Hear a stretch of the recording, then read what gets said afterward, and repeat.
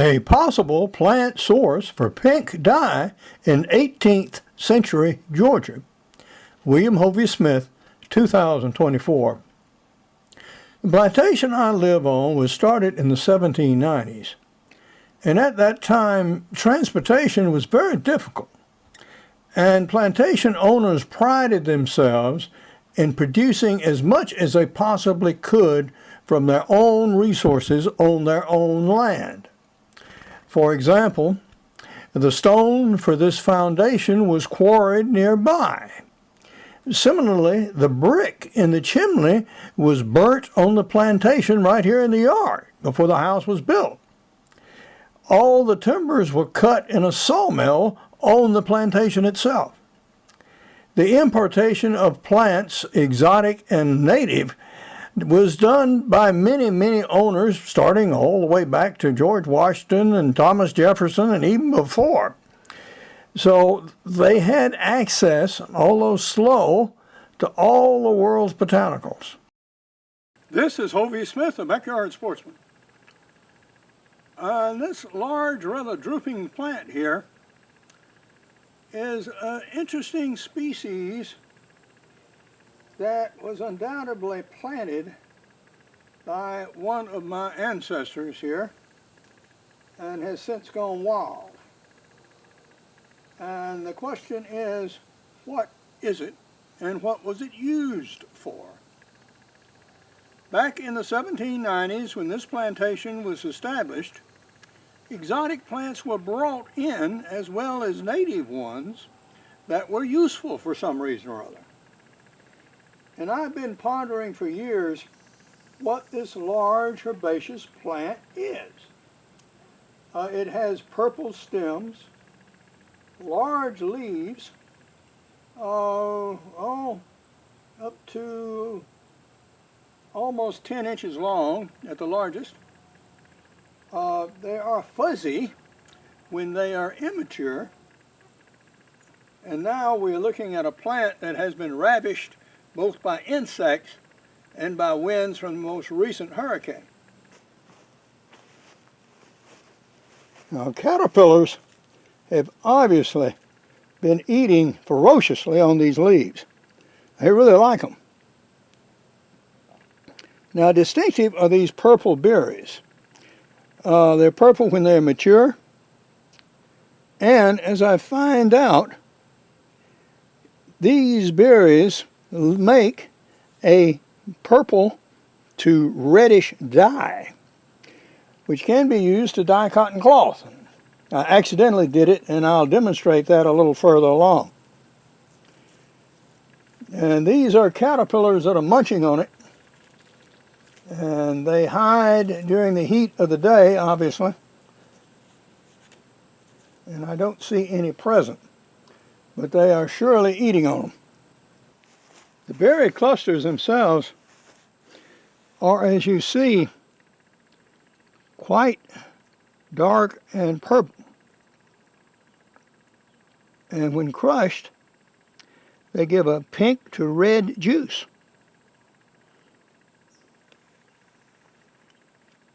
The stems are herbaceous, but fairly rigid. The leaf pattern is irregular. Some species of jasmine grow this tall, but jasmine has a typically green stem as well as a different leaf pattern for the most part, although there are many species. These are perennials, and they come from that rather large root mass. As you see it there on the ground, it's sort of yellowish. A little moss is covering it, but definitely that's where the stalks are emanating from. We're going to gather these groups of ripe berries in a stainless steel pot.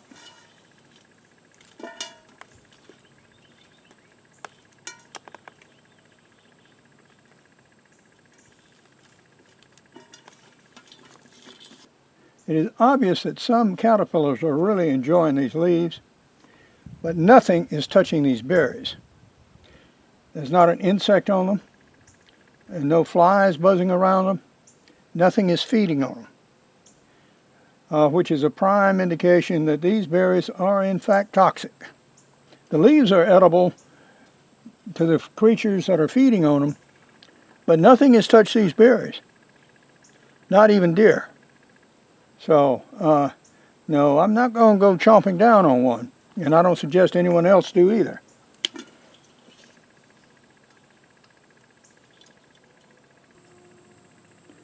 Although I'm a geologist rather than a biologist, for every berry to set there must be a flower. And the closest I can see to a flower are these tiny green things right here.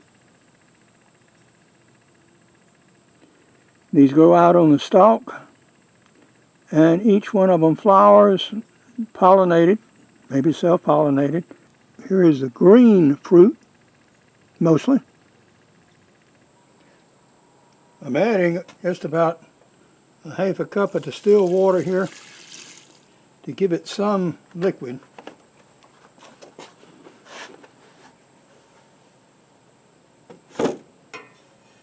And we will see how much actual dye material we can produce.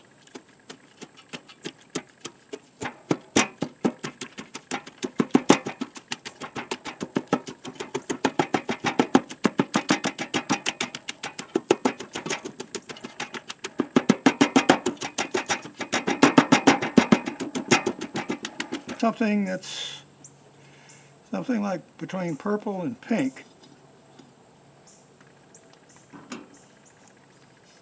And for a better view,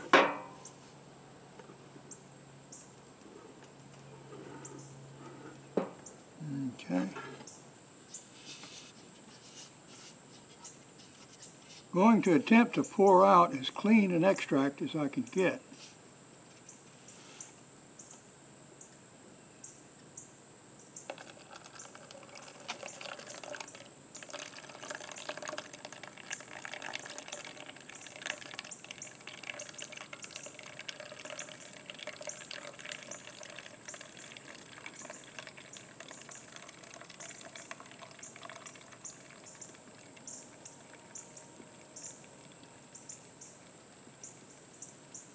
We're now going to do our dyeing experiment. I have a white t-shirt here, brand new. This has been boiled in salt water, which is done to prepare the material for dyeing.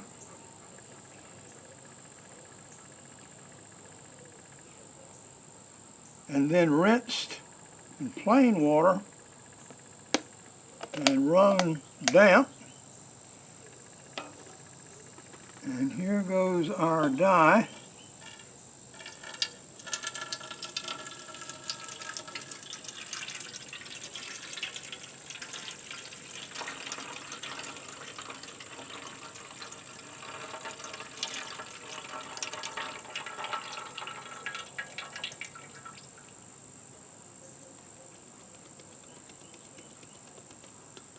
Okay, that's obviously not very much.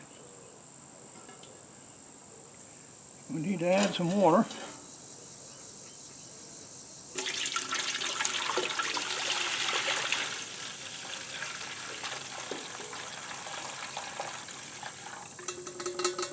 With an arbitrary amount.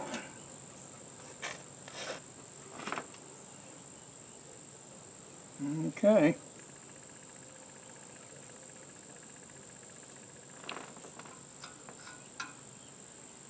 And in goes our t-shirt.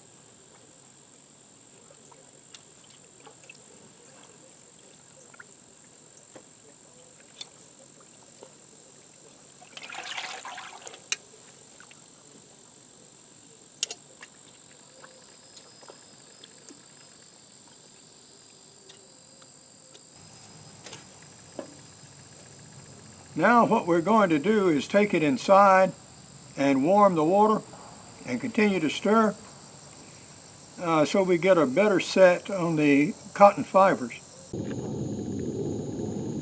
By the light of the rising moon, we have our dyed t-shirt hanging to dry. And we'll leave it outside here overnight and then see how it does in the morning. The dragons are active tonight. Support this channel by buying my outdoor books, business books, novels, and recommending them to your local libraries. I have done a number of books, some 20 of them, and here are some of the titles here. And these are available on Amazon.com and others. More recently, I've been writing novels and screenplays. And one of my screenplays in progress now is The Buzzard Squadron. And the screenplay has been actually written, the first version of it. And it will go into film festival circuits in a little bit. And we will use the criticism from that to further develop the novel and then further improve the screenplay. So you can look forward to this working up in 2025. The shirt is still slightly damp, so I moved it inside. I'm going to use the air generated by my exercise machine here.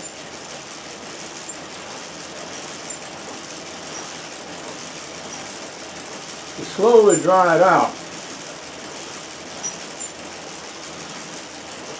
Where the pigment was on the cloth and dripped, it apparently did not fix to all the fibers and seems to just be concentrated on vertical streaks. So I need to use another treatment to fix the dye in the cloth. Well, some experiments work and some experiments do not. And this is one of those that did not.